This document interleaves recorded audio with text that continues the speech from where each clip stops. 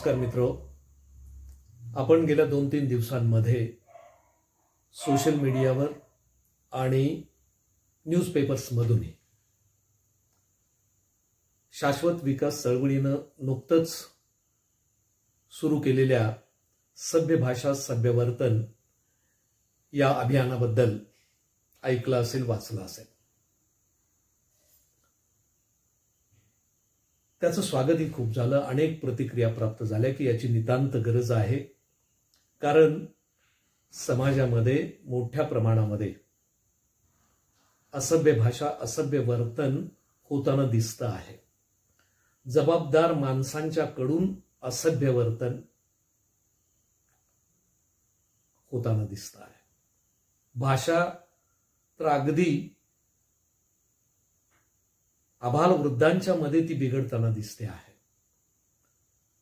आणि म्हणून मग जेव्हा समाजामध्ये अशी असभ्य भाषा वापरली जाते, असभ्य वर्तन केलं जातं, त्यावेळी तो समाज अशांत होतो.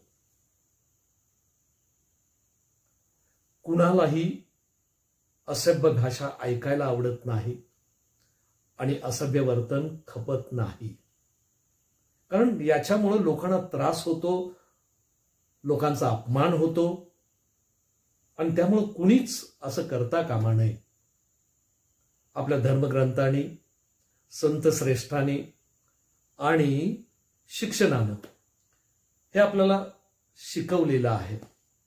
परंतु समाजामध्ये हे असभ्य वर्तन आणि असभ्य भाषा अद्याप आपल्याला मोठ्या प्रमाणात वाढताना पाहायला मिळते.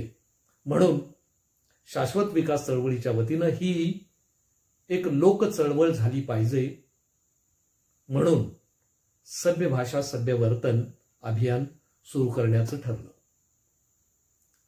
त्याच्यासाठी एक मोठी व्यापक चर्चेची बैठक झाली. अनेक क्षेत्रातले 100 नामवंत लोक त्यासाठी उपस्थित होते. त्या सगळ्यांनी याचं स्वागत केलं. त्याच्यामध्ये सक्रिय सहभागी होण्याचं आणि पूर्ण योगदान देण्याचं त्याच्यामध्ये त्यांनी मान्य केलं. शिक्षण अधिकारी त्यासाठी उपस्थित होते, विचारवंत उपस्थित होते, सामाजिक कार्यकर्ते उपस्थित होते, शिक्षक प्राध्यापक उपस्थित होते. आणि म्हणून आपण सर्वांनीच या सभ्य भाषा सभ्य वर्तन याच्यामध्ये सहभागी व्हायचं आहे. खरं तर समाजाची नैतिकता, नीतिमत्ता ही जास्त महत्वाची असते.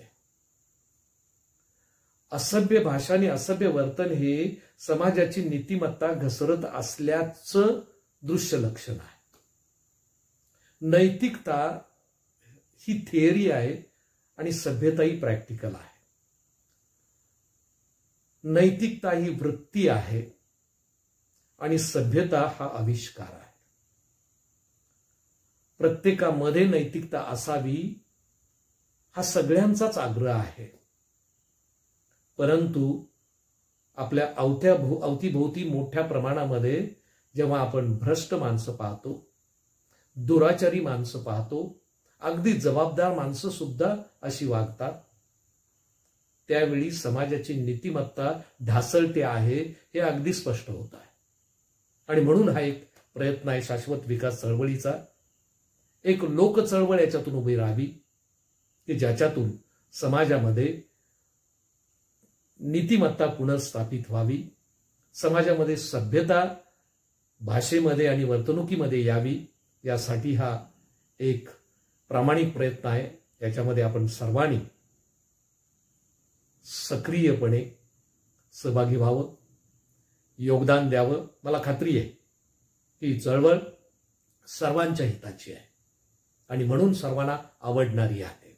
पुढच्या पिढ्या आपल्या सभ्य असल्या पाहिजेत, नीतिमान असल्या पाहिजेत, हे आपलं कर्तव्य आहे. आणि म्हणून आपण या चळवळीत सहभागी व्हावं असं मी आपणा सर्वांना आवाहन करतोय.